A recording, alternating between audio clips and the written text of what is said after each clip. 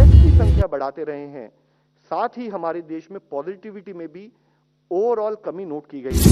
अगर इसी तरह से केसेस के कम होने का सिलसिला जारी रहा तो 31 तारीख से फिर हम अनलॉक की प्रक्रिया चालू करेंगे। जो एक्टिव केस हैं इस पूरी कमिश्नरी में वे काफी कम हो गए हैं।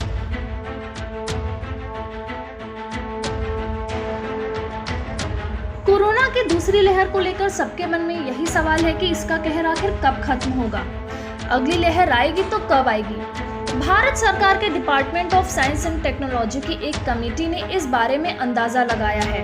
उसका अनुमान है कि जुलाई 2021 में कोरोना की दूसरी लहर खत्म हो जाएगी और कोरोना की तीसरी लहर 6 से 8 महीने में आ सकती है।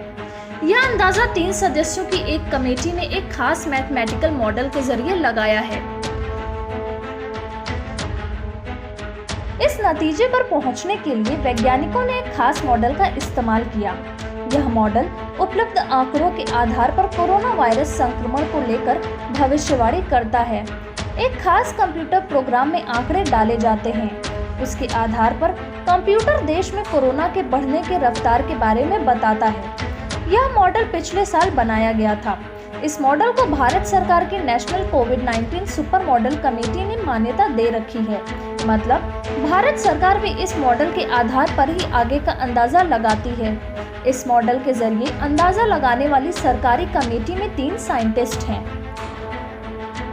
इस मॉडल के आधार पर वैज्ञानिकों का मानना है कि मई के खत्म होते होते रोजाना करीब 1.5 लाख कोरोना संक्रमण के केस आएंगे। जून में ये केस घटकर 20,000 प्रतिदिन हो जाएंगे। वैज्ञानिकों ने ये जानकारी भी दी कि किन राज्यों में कोरोना संक्रमण का पीक आ चुका है, मतलब कोरोना केस अपनी अधिकतम सीमा तक पहुंच गया है। कमेटी के एक मेंबर आईआईटी कानपुर के प्रोफेसर मनिंद्र अग्रवाल का कहना है कि महाराष्ट्र, उत्तर प्रदेश, कर्नाटक, मध्य प्रदेश, झारखंड, राजस्थान, केरल, सिक्किम, उत्तराखंड, गुजरात, हरियाणा के अलावा दिल्ली और गोवा में भी कोरोना संक्रमण का पीक आ चुका है, पर अभी कई राज्यों में केसों का पीक आना बाकी है।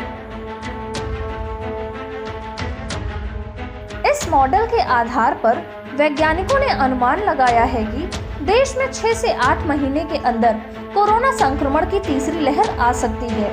तीसरी लहर का ये वक्त अक्टूबर 2021 के आसपास का बताया जा रहा है। हालांकि इसे लेकर राहत भरी खबर भी है। प्रोफेसर अग्रवाल का कहना है कि अच्छी बात यह है कि कोरोना की तीसरी लहर से ज्यादा लोगों पर असर नहीं पड़ेगा।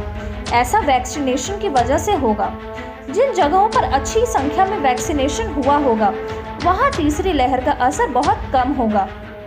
Report news mirror.